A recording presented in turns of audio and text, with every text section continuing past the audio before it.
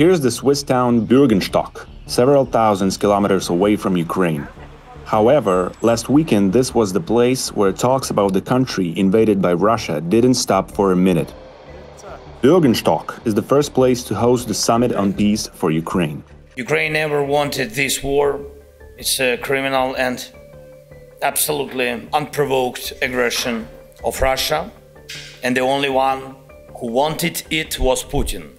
This two-day summit was attended by 92 countries and 8 international organizations. Moscow was not invited. Just before the summit, the self-proclaimed Russian president once again declared his demands for starting peace negotiations. That Ukrainian forces should leave 4 Ukrainian regions. What is most interesting in watching these last 2 days is the split screen of this weekend with what we heard from President Putin as he laid out his vision for peace a couple of days ago, where he said, not only does Ukraine have to give up the territory Russia currently occupies, but Ukraine has to leave additional sovereign Ukrainian territory before Russia will negotiate. And Ukraine must disarm so that it is vulnerable to future Russian aggression down the road. No responsible nation can say that is a reasonable basis for peace. Ukrainian Foreign Minister Dmytro Kuleba said they understand there will be a day when Ukraine will have to talk to Russia. But the position is obvious. Kyiv will not allow Moscow to use the language of ultimatums, as it does now. We need Russia to participate.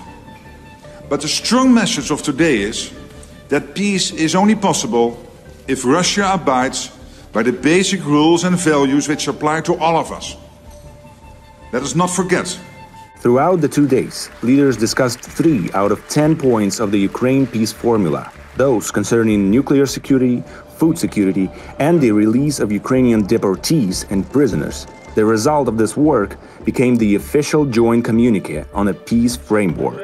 Any use of nuclear energy and nuclear installations must be safe, secured, safeguarded, and environmentally sound. Secondly, food security must not be weaponized in any way. Thirdly, all prisoners of war must be released by complete exchange.